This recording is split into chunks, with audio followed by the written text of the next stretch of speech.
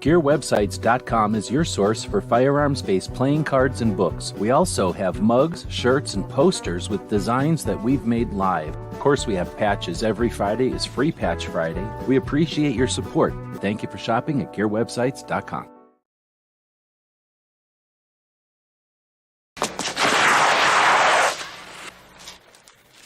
Cheat.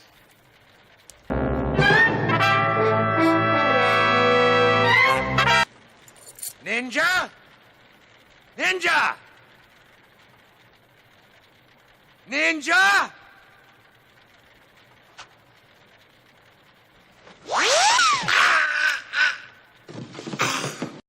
It's 11:59 at Radio Free America, and this is Uncle Sam with music and the truth until dawn.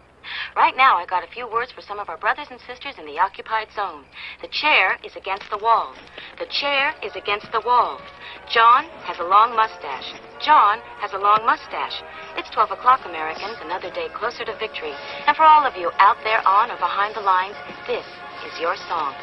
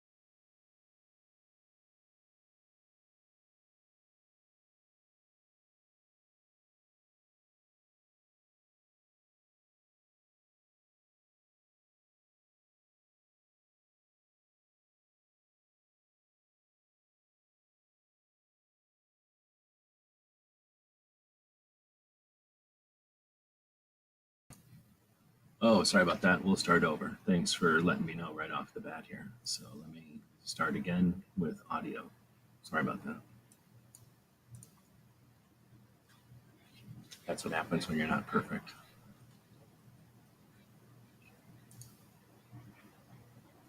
Today we are going to talk about guns, specifically pistols, and more specifically, inexpensive pocket pistols made in the Los Angeles area. There's a lot to learn about these highly politicized handguns. Many millions were made, and they often show up as the villains in mass media coverage of firearms or crime. Since they are simple designs, crudely made, and offer few extras other firearms offer, many shooters shy away from these as they do not hold up well to heavy range or recreational use. So not surprisingly, while researching, it was difficult to find much open-minded coverage or discussion about these firearms.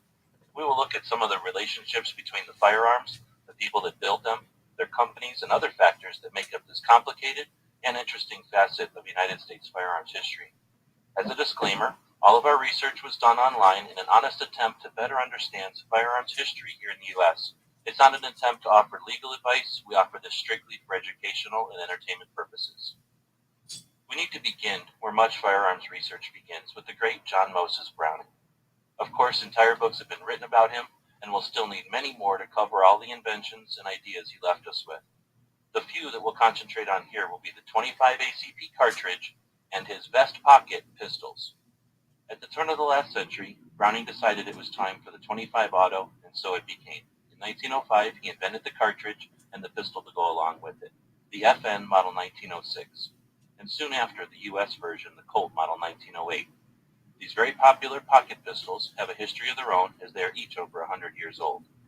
These were invented to meet a demand, and they did so successfully for over a century, and many other small pistols followed. This is where our story begins, but now we'll stop and take a look in another direction towards United States firearms law. In 1968, the Gun Control Act was passed. It became the third largest federal firearms policy, surpassed only by the 1934 NFA and, of course, the Second Amendment to the U.S. Constitution. The GCA became Title I of U.S. federal firearms law, and the NFA became Title II. This is essentially U.S. federal law that regulates the firearms industry. It does this by regulating interstate commerce and prohibiting any transfers of firearms across state lines unless through a licensed dealer. The GCA also added a sporting purposes qualifier which regulated the importation of certain firearms. The Gun Control Act of 1968 is also where we get the 10 restrictions on firearms ownership, along with the creation of the FFL licensing system, the requirement for serial numbers on firearms, prohibitions on age, direct ordering, and even the assembly of firearms.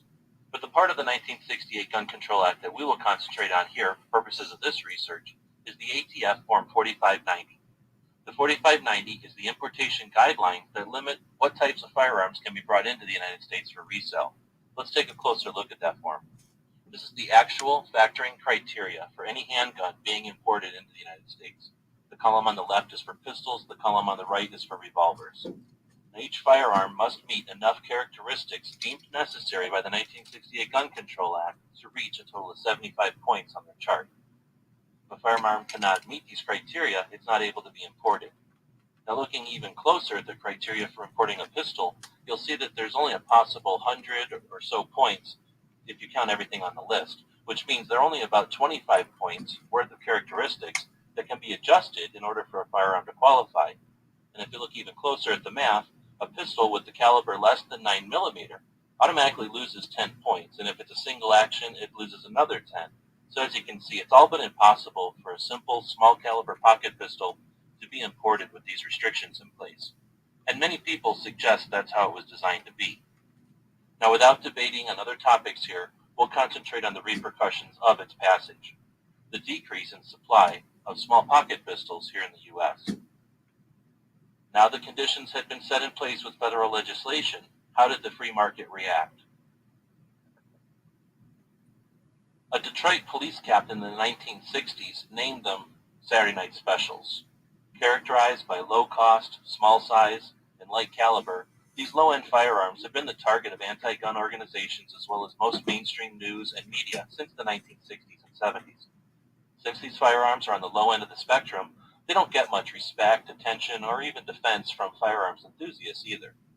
Now, the first wave of these low-end handguns were the subject of great debate and news coverage in the early 60s, and those early Saturday Night Specials were mostly imported from Europe until importation was halted in 1968.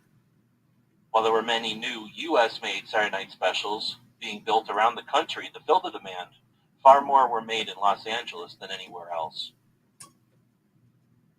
An emergency room doctor and anti-gun crusader in the LA area coined the phrase "ring of fire" to describe his displeasure about the many firearms manufacturers located within an hour of downtown Los Angeles.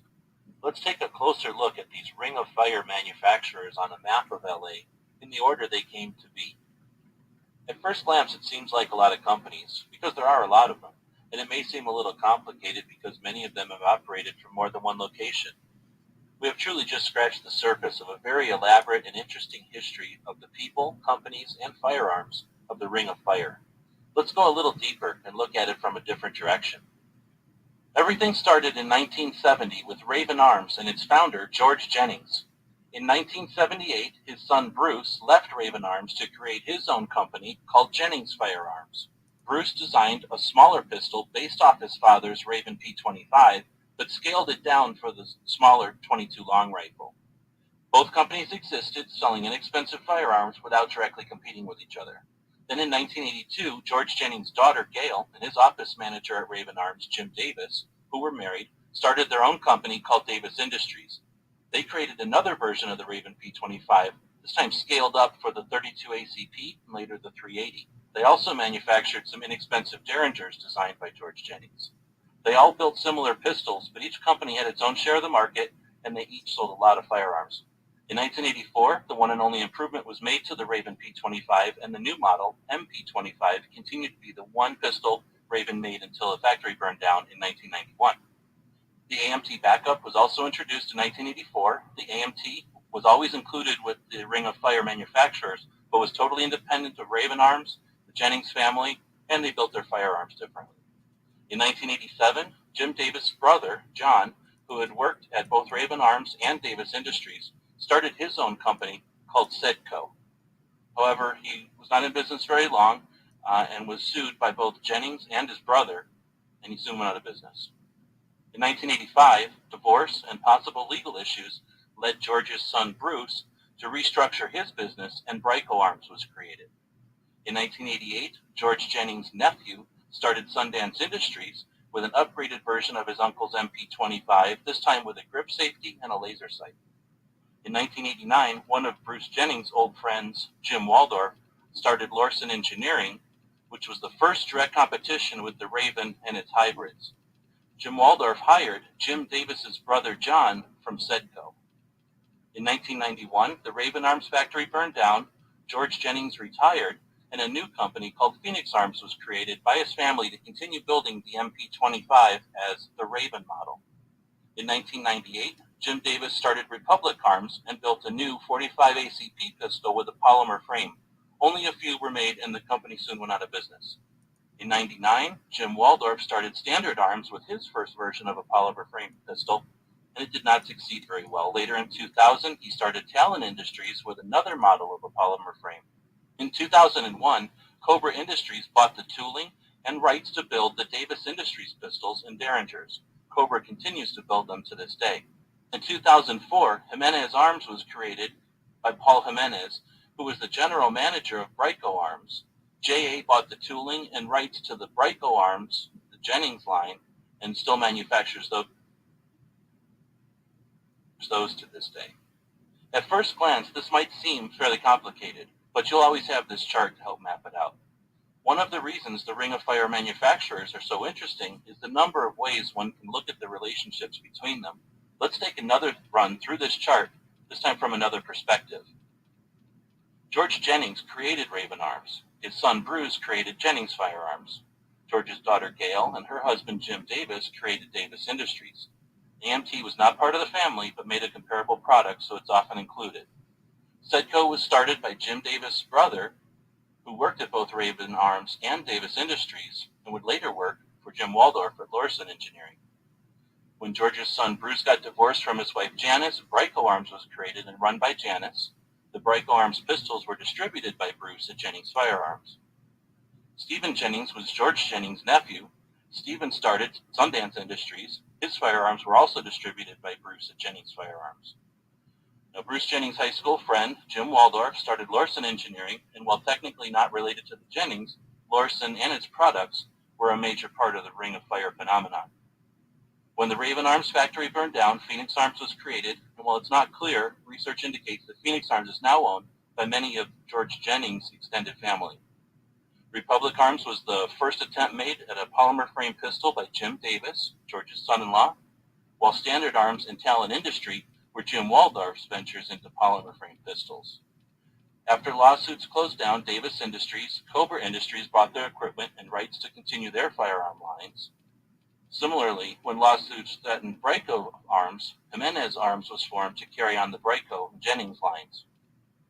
Most reporting of the Ring of Fire manufacturers will describe this close-knit extended family business structure as inbreeding, coercion, collusion, and worse. So it's difficult to truly understand the course of events throughout those years. However, it is possible to chart them as we've done here. But now let's get back to the guns. Let's get rid of the dates, and this time let's concentrate on the lineages. The Ring of Fire pistols can all trace their roots to the P25, which had only one major design in its 20 years and 2 to 3 million pistol production run. When the Raven Arms factory burned down, Phoenix Arms rose from the ashes, and the M&P25 lived on as the Raven model from Phoenix Arms. The first major branch in the lineage from the Raven P25 is Bruce's Jennings J25, a slimmed-down version of his father's pistol designed for the .22 long rifle. The next branch in the family tree are the Davis Industries models, which are the Raven pistol beefed up for the larger .32 ACP and .380 ACP cartridges. Sundance Industries pistols are an upgraded Raven MP25 with grip safeties and laser sights. Bryco Arms eventually made their versions of the MP25 for Jennings Firearms, which lives on today as the JA25 from Jimenez Arms, as do some of the other Bryco models. Davis Industries firearms live on today as Cobra Industries models. And since we don't have the entire catalog from each company to work with here on the screen, we'll just mention that this is just the tip of the iceberg when you get into the technical details of how these pistols operate. The lineages of these inexpensive pistols really ties them together in complex ways. Now let's focus on each of the companies and what makes them unique in the Ring of Fire story.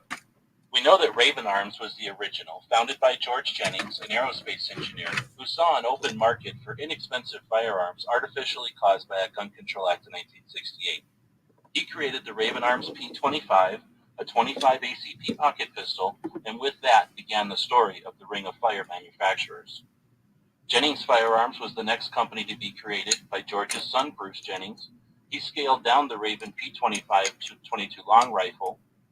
Jennings Firearms has a long and complicated history of name changes, multiple locations, and eventually becoming a distributor rather than a manufacturer. Davis Industries, which was run by George Jennings' daughter and son-in-law Jim Davis. Jim had worked with George at Raven Arms as his office manager. The Davis Industries pistols are scaled-up versions of the Raven P25 for use with larger calibers.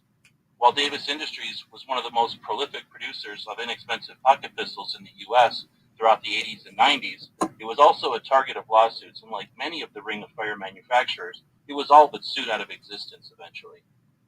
Arcadia Machine and Tool, or AMT, was no relations to the Jennings family, but it was in close proximity and made a similar product, so it has always been included with the Ring of Fire phenomenon. However, the AMT product line included many firearms that had no similarity to Saturday Night Specials. Thanks for jumping in. AMT was eventually sold and resold, and now some of their models are available through High Standard. CalWestCo is an interesting facet of this story and one that makes understanding the relationships between the companies more difficult. In 1985, Bruce Jennings divorced his second wife Janice after a domestic violence incident. Because a domestic violence arrest can put a federal firearms license in jeopardy, Bruce decided to reorganize his company to avoid potential complications. CalWestCo was created and run by Gene Johnson, the office manager from Jennings Firearms. While it's difficult to research the specifics, the new company, CalWestCo, and later Bryco, were the manufacturers for Jennings Firearms, which eventually became a distributor instead of a manufacturer. In 1987, John Davis created Sedco Industries. John had worked at Raven Arms as a machine operator, then left to work with his brother Jim when he created Davis Industries. The brothers did not get along well, and John left to start Sedco, creating a 22 caliber pistol designed to compete with the Jennings J22. However, Sedco only lasted a short time as John was sued by the Jennings family and his own brother. Later, John would work for Lorcin Engineering. In 1988, or some sources say 1992, Bryco Arms was created to build guns for Jennings Firearms. Bryco was named after Bruce Jennings' son, Brian, who was George's grandson. Bryco Arms was run by Janice Jennings and manufactured models based on the Jennings and Raven MP25 with Bruce's upgrades and improvements. In 2003, Bryco was the focus of a lawsuit. A 12-year-old babysitter was unloading a Bryco pistol and pulled the trigger with the round still in the firearm. He shot a 7-year-old named Brandon Maxfield in the neck. We will talk more about Brandon later, but for now, Bryco Arms was left facing a $24 million record settlement against them. Bryco Arms went bankrupt.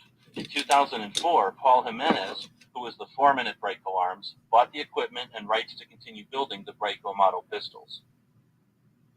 Sundance Industries was short-lived, direct branch off the Raven Arms family tree. Sundance was owned by Stephen Jennings, who was George's nephew. His major improvement to the Raven MP25 was a grip safety and a laser sight option. Lorcin Engineering is another key player in the Ring of Fire manufacturers and has only an indirect relationship with the Jennings family. Jim Waldorf started Lorcin in 1989 and produced handguns in multiple calibers from 22 long rifle to 9mm. Although Jim shared similar perspectives on producing inexpensive firearms for the masses, he did not work directly with the Jennings family on any major products. Lorcin Engineering was plagued with its share of problems, none of which helped the reputation of the Ring of Fire manufacturers. Theft by employees, lawsuits by customers, and lousy reviews by firearms enthusiasts all led to the eventual downfall of Lorcin Engineering. Phoenix Arms rose from the ashes of the Raven Arms factory fire, only in a different location. And although it's not easy to research, it seems that the Jennings family runs the show at Phoenix Arms. Their line of products has been reduced to 2 models, but they're still making inexpensive firearms today. And Phoenix Arms is one of the 3 remaining companies producing the original Ring of Fire products. Republic Arms, created by Jim Davis, only lasted a short time. They produced less than 1,000 Patriot 45 pistols and 45 ACP using a polymer frame. While Jim was developing the Patriot 45, Jim Waldorf started Standard Arms and later Talon Industries with his attempts at polymer-framed inexpensive pistols, neither of which were a success. None of these 3 companies lasted more than a year. Although these last 3 companies were never included in the Ring of Fire hype that was created in the news stories in the 1990s, they are part of the Ring's lineage. Depending on how you see it, you might think companies that last only a year with experimental products which failed were pushed onto the market by greedy, uncaring capitalists wishing to make a dollar from the blood of the masses. Or alternatively, you might see entrepreneurship, new materials technology, innovation, and free market forces at work. The last 2 companies we'll focus on were never part of the Ring of Fire manufacturers. However, they are descendants of those original companies and offer their products for sale today. Cobra Enterprises purchased the machinery and design rights from Davis Industries and produces some of their pistol models along with their Derringers. Cobra also offers new models of the Talon Industries pistols. Jimenez Arms was created by Paul Jimenez in 2004 after buying the equipment and design rights from Bryco Arms. After unsuccessful safety testing in California, JA moved to Nevada. JA offers both Jennings, Bryco, and their own firearms models for sale. Well, there's a rundown of the Ring of Fire manufacturers and some of the ways they relate to each other. With the volume of information and the complex ways it interrelates to each other, it seemed beneficial to graph it in various ways. Looking at the same information from various angles helps to tell the story. Here's a chart that would have taken forever to research before we offered it here in one place. Here is the same chart laying out that relationship between the various companies' pistols, and here's much of the same information in a timeline form. Here's that same information arranged differently to show the lineages of the particular product lines, and yet another timeline with some added events for reference. We are about to talk about the media's influence on the Ring of Fire, and this timeline helps illustrate those mainstream media articles happened to occur around the introduction of the Brady Bill and the 1994 assault weapons ban. It's also a time when polymer frame pistols were being developed and coming into the market in volume. We don't mean to indicate that there's a cause and effect relationship with these other events, but it is interesting to see their proximity on a calendar. This is where most of the firearm research ends, but the politics, legalities, and discussion don't stop here. Any discussion of the Ring of Fire firearms manufacturers will need to cover the topic of lawsuits. While this may not be the most interesting aspect of the Ring of Fire, and we will only briefly touch on it here, it certainly is a dramatic aspect and worthy of a closer look. Let's look at the case of Brandon Maxfield versus Bryco Arms. In 1994, when Brandon Maxfield was 7 years old, his 12-year-old babysitter shot him in the face with a Bryco pistol. This was an accident while the babysitter was attempting to unload the pistol. However, being unfamiliar with the controls of the gun, and obviously in violation of the 4 basic gun safety rules, Brandon was injured and is paralyzed from the neck down. 9 years later, after a 2-month trial, a record judgment of $24 million was granted to Brandon against Bruce Jennings, Bryco Arms, and Jennings Firearms. The verdict was entirely for compensatory damages. No punitive damages were sought. All those named in the lawsuit, along with various trusts and partnerships controlled by the Jennings and the other companies involved in the settlement, filed for bankruptcy the day after the trial. 2 years later, in 2005, the Bryco factory equipment was for sale in bankruptcy court. Paul Jimenez, the factory manager from Bryco Arms, started the bidding at $150,000. However, Brandon had waged an online campaign to raise funds in order to buy the Bryco Arms factory. Brandon raised the bidding to over $500,000. While Paul Jimenez eventually was successful and won the auction at $510,000, the inflated price was somewhat of a victory for Brandon. Now, whether or not you feel a $24 million judgment was appropriate and no matter what side of the debate you come down on over manufacturer's liability, I think we can all agree that Brandon has been successful in his endeavors. On the other side of the debate, but still in the legal discussion, is Jason Davis, grandson of George Jennings, who worked as a firearms manufacturer and later earned his law degree from Loyola Law School. It's interesting to see how the legal fires encountered by the Ring of Fire companies have forged lawyers of their own. It's good to know that there's lawyers out there on the pro-gun side of things, too. Any comprehensive discussion of the Ring of Fire manufacturers must include the news articles of the 1990s, which created the hype and call to arms against them. These 3 articles are cited almost exclusively in any basic coverage of the topic since their initial publication 20 years ago. The first journalist to bring attention to a perceived problem with small, easily concealable, inexpensive firearms in Southern California was Alix Freedman of the Wall Street Journal in 1992. While I may not agree with her opinions, I will give her credit for putting feet on the ground, conducting interviews with the key players, and putting in the work for her story. While I may not have been able to locate the entire story verbatim, I have been able to read enough direct quotes from her story to feel as though I've read the whole thing. The second most cited reference to this subject is a 1994 research paper from the doctor who coined the term Ring of Fire. The complete text is available from multiple sources online. The doctor directly quotes much of the Alix Freedman Firepower article of 2 years prior. The 100-page-long Ring of Fire research paper goes into great detail on a myriad of subjects related to the firearms of the Ring of Fire manufacturers and how Dr. Winnemute sees their relationship to crime nationwide. In addition to the Ring of Fire research paper he is now famous for, Dr. Winnemute is a prolific author of anti-gun literature. Reading through some of his interpretations and conclusions can be very frustrating to someone who is aware of how firearms operate or anyone involved in the firearms community. Perhaps because the doctor is so far removed from the recreational use of firearms, he has a very pessimistic opinion of their use and place in society. Third, and perhaps the most viewed news source about the Ring of Fire manufacturers is the 1997 PBS Frontline episode, Hot Guns. The complete transcript of the episode is available online, as well as many interactive extra features which make learning about the subject quite interesting. However, the Frontline episode is almost completely researched from Dr. Winnemute's 1994 research paper, which is, of course, heavily quoted the 1992 Alix Freedman article from the Wall Street Journal. So while researching this information, I was impressed with the amount of reference that was done without further research. In fact, most sources of current information about the Ring of Fire manufacturers directly quotes one of those 3 articles. And as we see, these articles reference that initial research done by Alix Freedman. It would be curious to see someone follow up all these years later. I doubt we'll see an impartial follow-up anytime soon. Lastly, I will mention briefly Gun Test Magazine. It may be worthwhile to note that almost every anti-Saturday Night Special article that I've discovered in my research cites that Ring of Fire research paper, which devotes an entire section to the unreliability of these firearms, determined by reviews from Gun Test Magazine.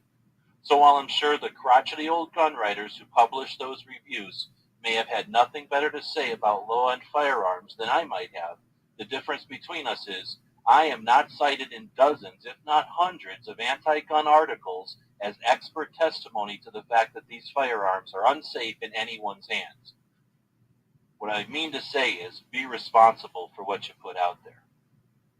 In conclusion, I will admit I've changed my mind on these inexpensive firearms. Just a few weeks ago, they would have never crossed my mind twice. Now I see them in a different light. I don't mean to suggest that the media hype is responsible for all their shortcomings. However, their less than favorable reputation is not 100% attributable to the people who designed them, the companies who manufactured them, the gun themselves, or the actions of the people who use them.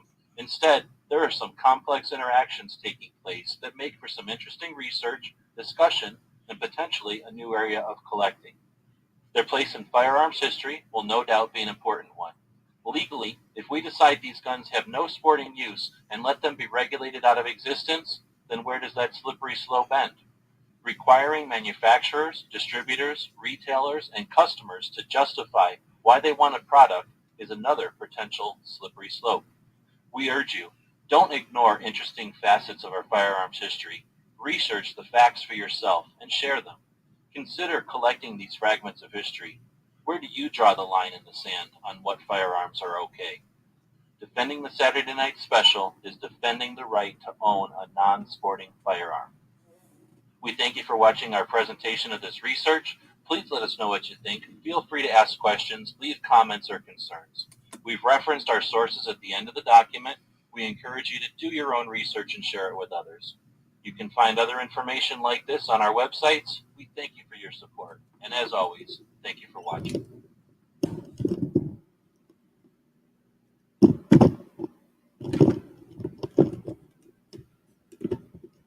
The guys and gals at GunWebsites.com encourage you to take a CCW class every year, practice at least once a month, and carry every day. Thanks for watching GunWebsites.com.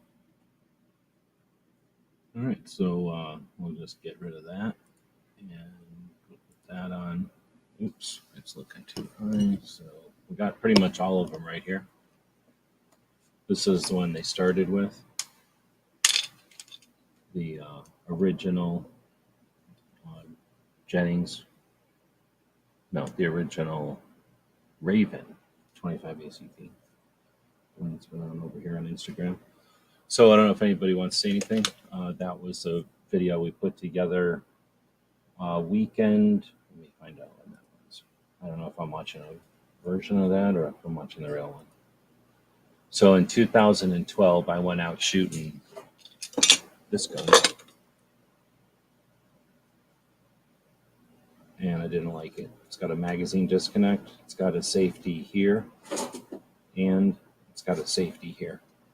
It's got a safety here and here, and it's got a magazine disconnect. So you can't move the slide without the magazine in it. How messed up is that? Very weird manual of arms. So I questioned that. I didn't want to do a review just bragging on it. I wanted to know why it was like that. So on a Thursday afternoon, I think, I sat down at a computer to figure out why that gun had so many complicated safeties that gave it a weird manual of arms. So, oh, you know what I can do? I can move this over here, and now Instagram is looking at the same thing that the video is looking at. So I started doing some research on a Thursday afternoon, and that's the presentation that I came up with Monday morning or something. I literally just got into it and was really interested. And oh wait, am I still in here?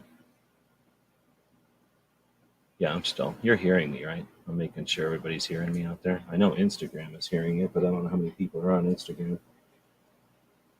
Feel free to say something if you're on Instagram. Otherwise, I'll shut Instagram down. But are you hearing it on the YouTube side?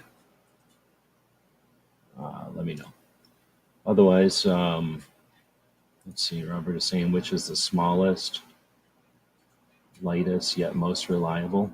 Well, that's not a thing. So the lightest would probably be any of them because they're almost all identical. If you go to the event, this is the very first one. It's made out of Zamak and I don't know, probably Zamak and Zamak. I don't know what the slides are made out of. I don't think the slides are also Zamak. So all the Jennings and everything that's a copy of the Jennings are the same weight. A Lorcin is heavier. There's more to a Lorcin. The Phoenix are way bigger, so they're heavier. But essentially, they're all the same blueprint. So the only way you'd ever adjust the weight would be to somehow put different size ammo in it or different grips or something. So I haven't heard anything from the Instagram side, so see ya. We'll shut that down.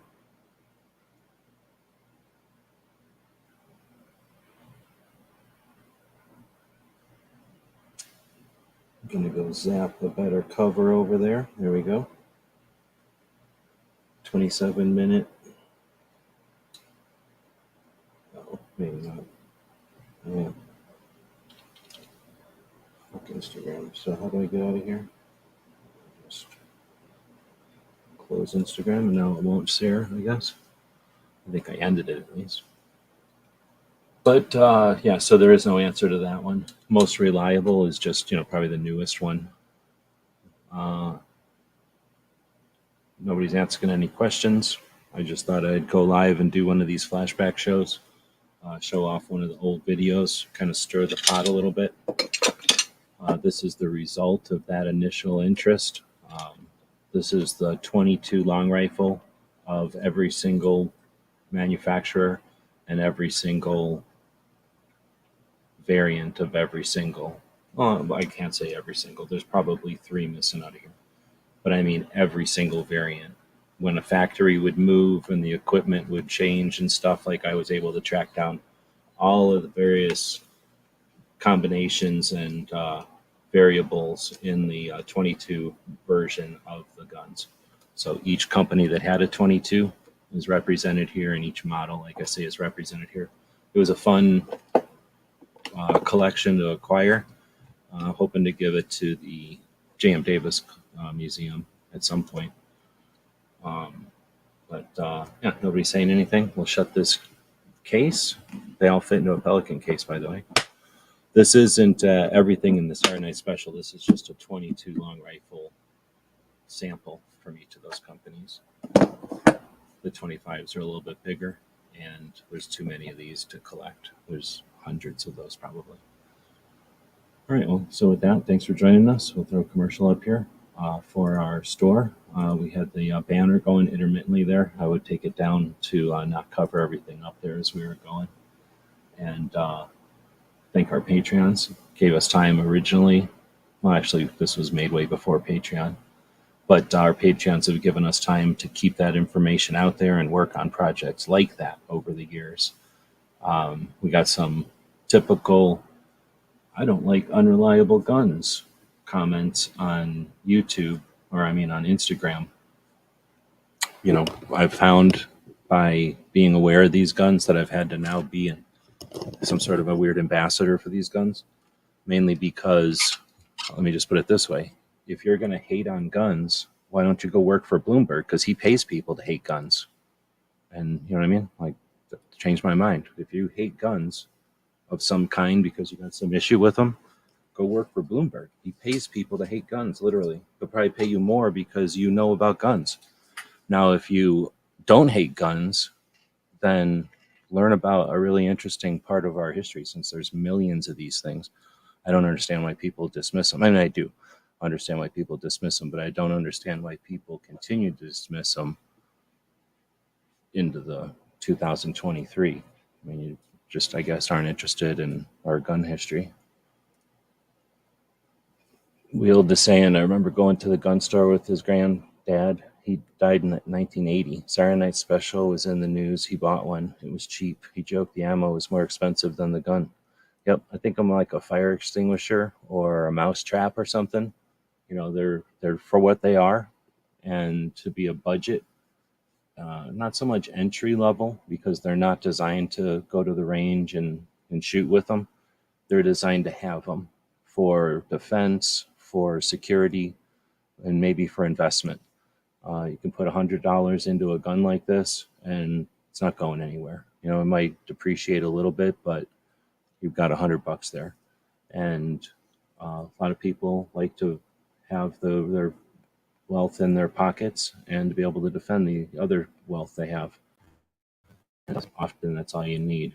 And again, we're going to a lot of people like to cite the 6 million defensive gun uses.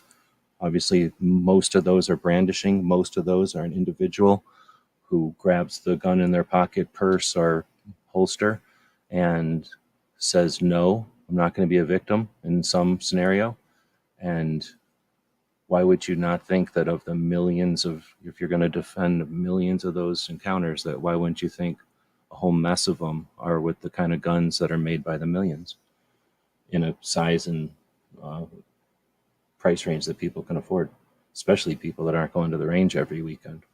So yeah, these are definitely got a great place in society. If we want to normalize guns, then you don't normalize something that costs $500 and you have to save up for it, and you can only buy 1 or 2 in your lifetime if you're not wealthy.